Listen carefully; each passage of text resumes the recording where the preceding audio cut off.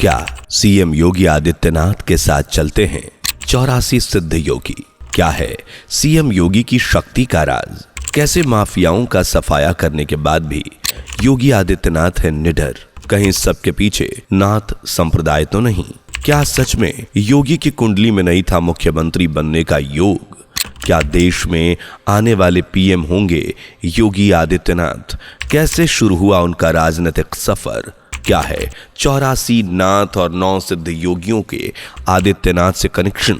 चलिए जानने की कोशिश करते हैं। मित्रों, देश विदेश में जितना डंका भारत के प्रधानमंत्री मोदी का है, उतना ही योगी आदित्यनाथ का भी है।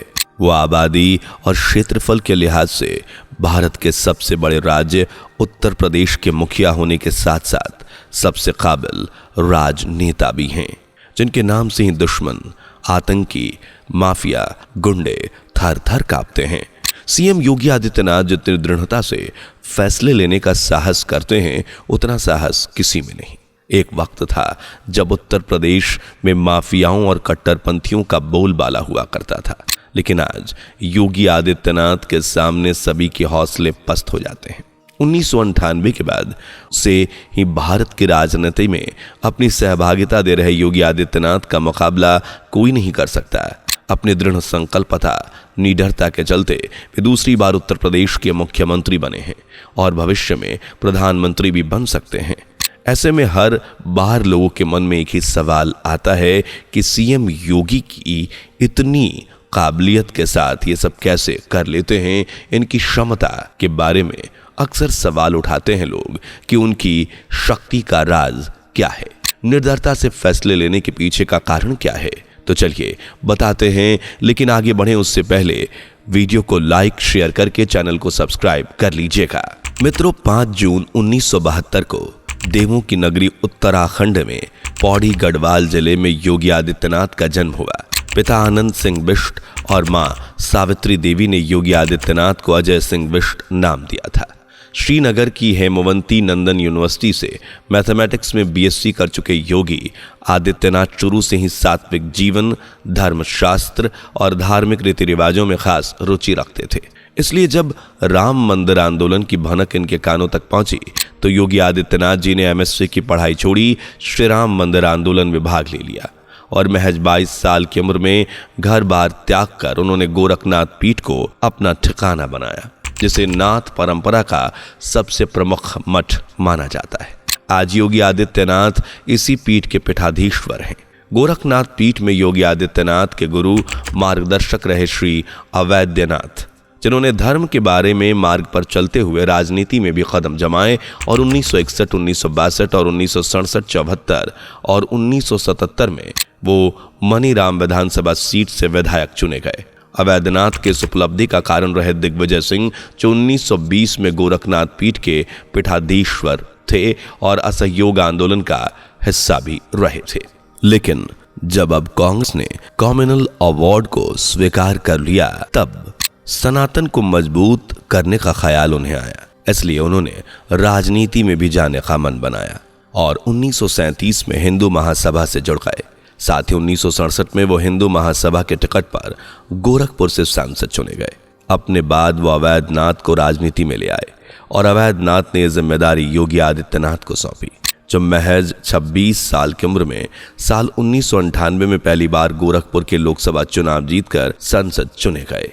उन्होंने धर्म के साथ साथ राजनीति में भी ख्याति प्राप्त की और अपने कर्मों से लोगों को इतना खुश कर दिया कि लगातार 5 बार वो गोरखपुर सीट के सांसद चुने गए और साल 2017 में उन्होंने पहली बार उत्तर प्रदेश के मुख्यमंत्री के रूप में शपथ ली।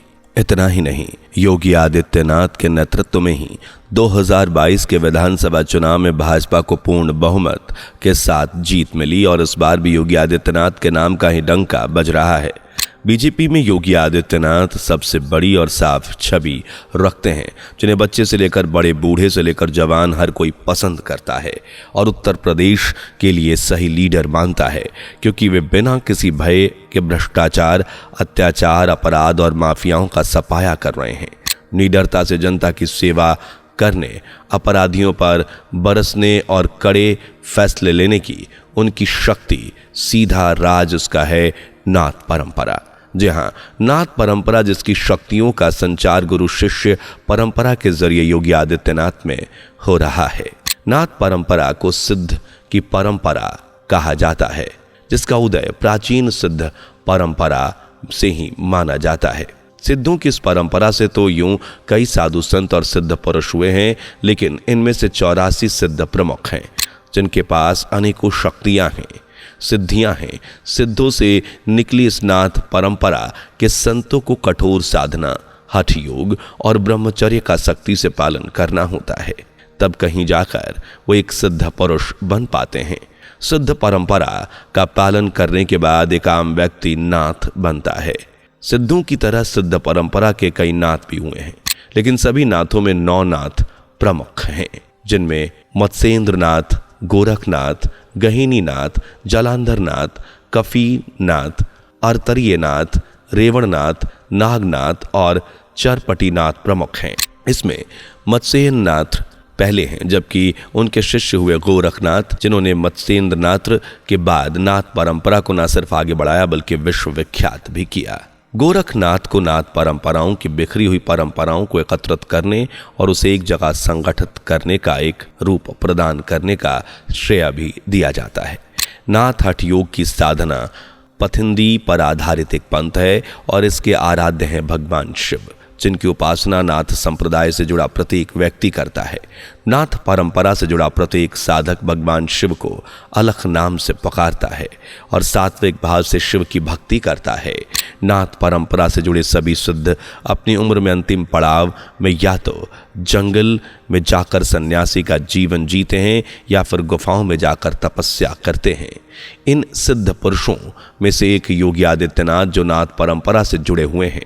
सीएम योगी आदित्यनाथ न सिर्फ ईश्वर की भक्ति करते हैं, शिव की उपासना करते हैं, बल्कि सात्विक जीवन का पालन भी करते हैं और ब्रह्मचर्य का सख्ती से पालन करते हैं। वो एक सिद्ध योगी सन्यासी हैं, जिन्होंने महज 22 साल की उम्र में सन्यास जीवन व्यतीत करने के उद्देश्य से घर बार छोड़ दिया था। वे छोटी सी उम्र में नाथ परंपरा के सबसे प्रमुख मठ गोरखनाथ पीठ से जुड़े थे, जिसके आज वे पीठाधीश्वर भी हैं। सन्यासी जीवन में आने के बाद ही योगी अजय कुमार विष्ट से योगी आदित्यनाथ बने और यहीं से उनके जीवन की कहानी बदलती चली गई। गोरखनाथ पीठ से जुड़ने के बाद न सिर्फ योगी आदित्यनाथ को धर्म का मार्ग मिला, बल्कि गुरु की कृपा से उन्हें राजनीति में आने का मौका भी मिल गया। योगी आदित्यनाथ ने भी नाथ परंपरा और अपने गुरु की आज्ञा का पालन करते हुए राजनीतिक करियर को इतने अच्छे से संभाला कि आज उनका कोई मुकाबला नहीं है। परंपरा के अनुसार योगी आदित्यनाथ ने कठोर तपश्चर्या और ब्रह्मचर्य का पालन कर अपने अंतर मन की शक्ति को जागृत कर ब्रह्मांड से जोड़ दिया। जैसे ही नाथ संप्रदाय में माना जाता है कि ब्रह्मांड में पिंड है और पिंड में ही ब्रह्मांड है, और जैसा सिद्धनाथ परंपरा में व्यक्ति की अतिरिक्त शक्ति पर सबसे ज्यादा जोर दिया जाता है, उसी प्रकार सीएम योगी आदित्यनाथ की आंतरिक शक्तियां भी जागृत हो चुकी हैं। माना जाता है कि उनके साथ हर वक्त कई महान सिद्धों का आशीर्वाद रहता है। कहा तो यहां तक जाता है कि योगी आदित्यनाथ जहां भी आते जाते हैं 84 सिद्ध और 9 नाथों की कृपा उनके साथ चलती है। उनका आशीर्वाद उनके साथ हर पल रहता है। इतना ही नहीं, कहते हैं कि योगी आदित्यनाथ की कुंडली में मुख्यमंत्री बनने का योग भी नहीं था। ये इन 84 नाथों और 9 सिद्धों की कृपा ही है कि नाथ ने 2-2 बार मुख्यमंत्री पद को संभाला, 5 बार सांसद चुने गए और अब तो यहां तक कहा जा रहा है कि पीएम मोदी के बाद देश के प्रधानमंत्री की कुर्सी पर भी सीएम योगी आदित्यनाथ ही बैठेंगे। जी हाँ, देश में आने वाले दिनों में पीएम मोदी के बाद सीएम योगी आदित्यनाथ पीएम हो सकते हैं, ऐसा उनकी कुंडली भी कह रही है।